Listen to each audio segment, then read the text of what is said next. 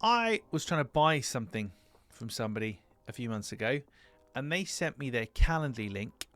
And if we say, for example, today was Monday, the 1st of January or February, whatever, like the first day of the month, they sent me the Calendly link.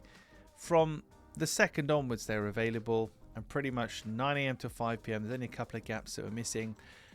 And that's a real problem for me. And that's what I'm talking about in today's episode of the Daily Sales Message podcast, where every single day I share a piece of simple and actionable advice that's designed to help you feel more confident and sell more stuff too. And what we're talking about is something which I call perceived desperation. So this person, if their diary is super empty, what does that tell us? They're not really in demand. Now, that might not be the actual case. They can have a really highly automated business, be very good with their time, and have a team that does the work for them. But I don't know that. The implication is you're free pretty much all day, every day, from now until the end of time. You must really need the business. Or sometimes people will come back to you in conversation on an email or whatever. Like, oh, anything you need, and we can help you, and we can do this, and we can try that, and we can throw this in for free, and we can start yesterday or even the day before tomorrow. And it's just like, whoa. You're too keen. You're too keen. There's a thing here in the UK from many years ago, and it does make me feel old now because a lot of people listening and watching this wouldn't understand it. There's a thing called Only Fools and Horses here in the UK. Classic sitcom, and the main character, Derek Del Boy Trotter, leans on a bar in a wine bar with his friend Trigger, and as he's saying to his friend, play it cool, the barman comes out from the bar, opens the hatch, walks away, doesn't close the hatch that Derek was leaning on, and then he kind of leans in it and does this funny thing where he just slides off like that, perfectly still, like you can't see him put his hands out to soften his fall. And if you're listening to this, you're going to have to Google Del Boy falls through the bar to see what I just did there. But it's that notion of you just got to play it cool, and you got to be careful. Now, I'm not saying we need to lie to people or mislead them, but if you're sharing a Calendly link in particular and you're free all day every day, because you just can't be. I'm sure you've got other things going on, but you need to block out the time. So if I got that Calendly link and it was, I can't book anything for a couple of days, and there's only really an hour or two that day and half an hour that day and blah, blah, blah, that's encouraging for me because it looks like you're in demand and you've got lots to do. And just to reiterate, I'm not telling you to lie to people, but by definition, you must be somewhat busy. So guarding your time is important. Anyway, it's not all about Calendly links, but it's about the perception of desperation. And the other main one I see quite often is just the eagerness, the keenness. Now, don't get me wrong. I am keen as mustard. I love what I do. I get excited. I get loads of ideas. I get a buzz. It's awesome.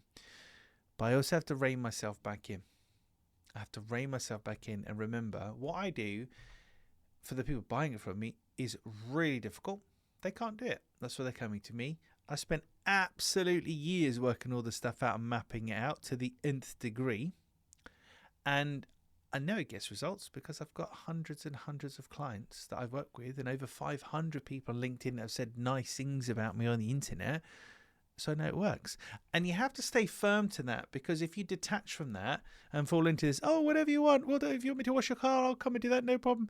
And you find yourself bending over backwards saying yes just to get the business, the perception of your desperation can either push people away or, arguably worse, they'll sense it and try and beat you down on the price or the deliverables because they know that you're in an inferior position.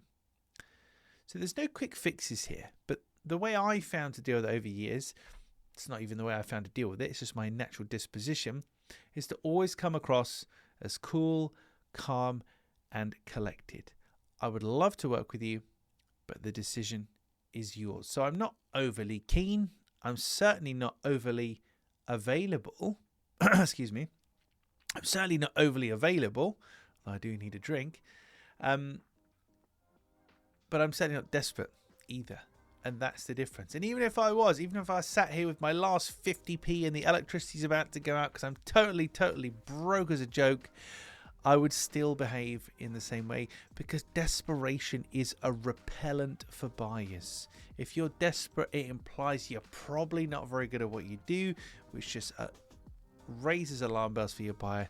This guy is a risky, or woman is a risky prospect. So be wary of perceived desperations. Even if you're not desperate, you could look at if you're over available in terms of booking links and calendars, and if you're overly keen and accommodating because you just can't say no to people. And that's very rich coming from me, if you know me. Anyway, right, that's it for this episode of the podcast. Thank you for listening or watching all the way to the end. Extra long episode, this one. Catch me tomorrow in episode 429. No. 929. 99. We're going to be talking about something which I call false completeness. False completeness. I'll cover what it is, how it affects you, and what you can do about it in tomorrow's episode.